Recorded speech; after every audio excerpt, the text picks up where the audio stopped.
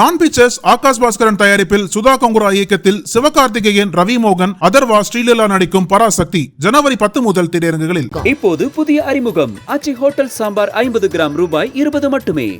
லட்சக்கணக்கான குடும்பங்கள், கோடிக்கணக்கான கனவுகள். தமிழ்நாடு அரசு ஒவ்வொரு குடும்பத்திடமும் கேட்கின்றது, உங்க கனவை சொல்லுங்க. ராமநாதபுரம் மாவட்டம் உச்சிப்புலி அருகே உள்ள நாகாச்சி கிராமத்தில் நிகழ்ந்த மிகுந்த வேதனை தரும் சம்பவம் மாவட்ட மக்களை பெரும் சோகத்தில் ஆழ்த்தியுள்ளது. நாகாச்சி கிராமத்தை சேர்ந்த சசிகலா மற்றும் அதே ஊரை சேர்ந்த கார் ஓட்டுநரான பாண்டி ஆகியோர் கடந்த 8 ஆண்டுகளுக்கு முன்பு காதலித்துள்ளனர். இரு வீட்டாருக்கும் இது தெரிந்த பிறகு பாண்டியின் பெற்றோர் முறைப்படி சசிகலா வீட்டுக்கு சென்று பெண் கேட்டனர். ஆனால் சசிகலாவின் குடும்பத்தினர் கடுமையாக மறுத்துவிட்டனர். இதனால் கடந்த 5 ஆண்டுகளுக்கு முன்பு சசிகலாவின் சம்மதம் இல்லாமலேயே அவரது உறவினரான முருகன் என்பவருக்கு திருமணம் செய்து வைத்தனர்.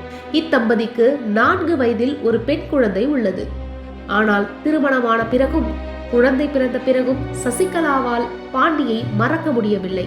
என்னால அவரை மறக்க முடியல என்ற ஏக்கத்தை அடிக்கடி தனது நெருங்கிய நட்பு வட்டாரத்தில் கூறியுள்ளார். இதனால் கணவருடன் வாழ்ந்தாலும் செல்போன் மூலம் பாண்டியுடன் மறைமுக தொடர்பில் இருந்து வந்தார். இந்த நிலையில் கடந்த மாதம் சசிகலாவின் கணவர் வெளியூருக்கு பணிக்கு சென்றிருந்த சமயத்தில் சசிகலா பாண்டியுடன் வீட்டை விட்டு தலைமறைவானார். இது கிராமத்தில் பெரும் பரபரப்பை ஏற்படுத்தியது. சமீபத்தில் சசிகலாவின் தந்தை கண்ணன் போலீசில் புகார் அளித்தார். இதன் பேரில் உச்சிப்புலி போலீசார் சசிகலாவை மீட்டு அவரது தந்தையிடம் ஒப்படைத்தனர். போலீசார் சசிகலாவிடம் பேச்சுவார்த்தை நடத்தி குடும்பத்துடன் செல்லுமாறு அறிவுறுத்தினர். காவல் நிலையத்தில் ஏற்பட்ட அவமானம், காதல் நிறைவேறாத வேதனை, குழந்தையை விட்டு பிரிய நேர்ந்த குற்ற உணர்வு ஆகியவை அவரை மன ரீதியாக முற்றிலும் சிதைத்துவிட்டன. வீட்டுக்கு திரும்பிய சசிகலா மனமுடைந்த நிலையில் தற்கொலை செய்து கொண்டார். இந்த துயர செய்தி கிருஷ்ணகிரியில் பணிக்கு சென்றிருந்த பாண்டியை சென்றடைந்தது. தனது காதலி இறந்த செய்தியால் மனமுடைந்த பாண்டியும் அங்கேயே தற்கொலை செய்து கொண்டார். 2 உயிர்கள் பலியான இந்த சம்பவம் ராமநாதபுரம் மாவட்டத்தில் பெரும் சோகத்தை ஏற்படுத்தியுள்ளது. உச்சிப்புலி போலீசார் வழக்கு பதிவு செய்து விசாரணை நடத்தி வருகின்றனர். காதல் தடைபட்டு 2 உயிர்கள் பலியான இந்த சம்பவம் இளம் தலைமுறையினரின் காதல் வாழ்க்கை, குடும்ப எதிர்ப்பு, சமூக அழுத்தம் ஆகியவை குறித்து மீண்டும் பெரும் விவாதத்தை ஏற்படுத்தியுள்ளது. பெற்றோர்கள், குடும்பத்தினர், சமூகம் ஆகியோர் இத்தகைய சூழல்களில் இளைஞர்களின் மனநிலையை புரிந்து கொண்டு ஆலோசனை அளிக்க வேண்டும் என்று சமூக ஆர்வலர்கள் வலியுறுத்துகின்றனர்.